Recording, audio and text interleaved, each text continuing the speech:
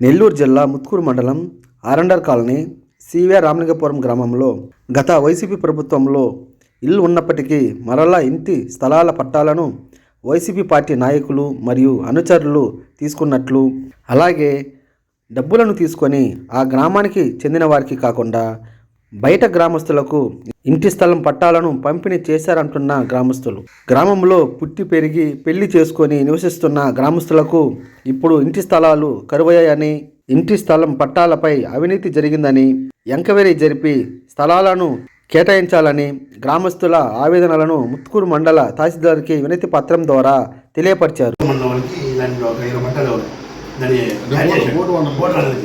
మేమేం చేసామంటే మన ఎమ్మెల్యే గురించి ధర్నా చేసి మన ఎమ్మెల్యే ద్వారా అప్పుడు సోమిరెడ్డి గారి చేత సీఎం మనం చూసాడు పోయి మా గ్రామానికి మాకు చెందాలని చెప్పి ఉన్న స్థలం మా గ్రామ ఎవరికి రావాలా బయట రావాలని చెప్పి ఆ రోజు తీసుకొచ్చాం మేడం.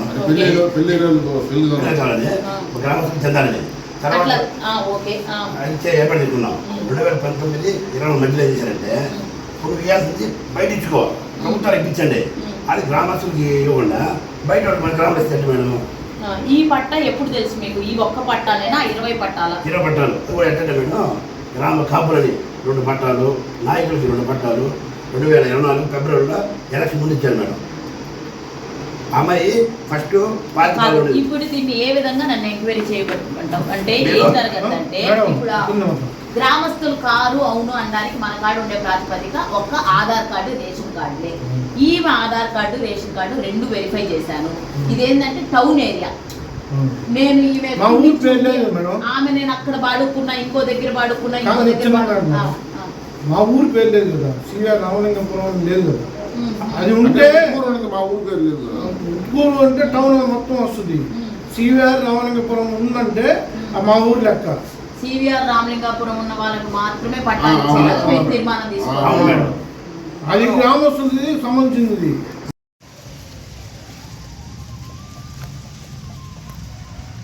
ఎల్లంగా రమణయ్య, సివిఆర్ రామలింగపురం. అది సివిఆర్ రామలింగపురంలో గతంలో 2014, 2018 మధ్యలో అది తెలుగుదేశం హయాంలో బోటు వాళ్ళకి 27 పట్టాలు ఇచ్చారు. దాన్ని 27 పట్టాలు ఇస్తే దాన్ని మేము ఎమ్మెల్యే దగ్గరికి వాళ్ళ దగ్గరికి వెళ్ళి దాన్ని ధర్నాలు చేసి ఆపించాం. దాన్ని ఆపిస్తే 2019 ఈ 24 మధ్యలో ఒక్కొక్క దగ్గర 40,000, 50,000 తీసుకొని పట్టాలు ఇచ్చేసారు పొజిషన్ సర్టిఫికేట్లో.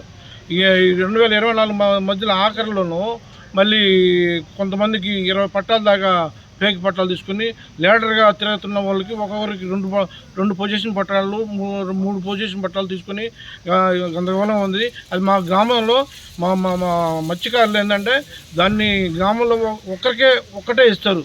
కానీ వీళ్ళు ఏంటంటే లీడర్గా తిరుగుతున్నారని ఒక్కొక్కరికి 2 పట్టాలు, 3 పట్టాలు తీసుకోవడం వల్ల దానివల్ల మేము ఎంఆర్ఓ గారికి అర్జీ ఇచ్చాము. గతంలో ఎమ్మెల్యే కూడా చెప్పాము.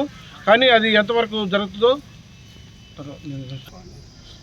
దాని మీద విచారణ చేసి చర్య తీసుకోవాలని కోరుకుంటున్నాం.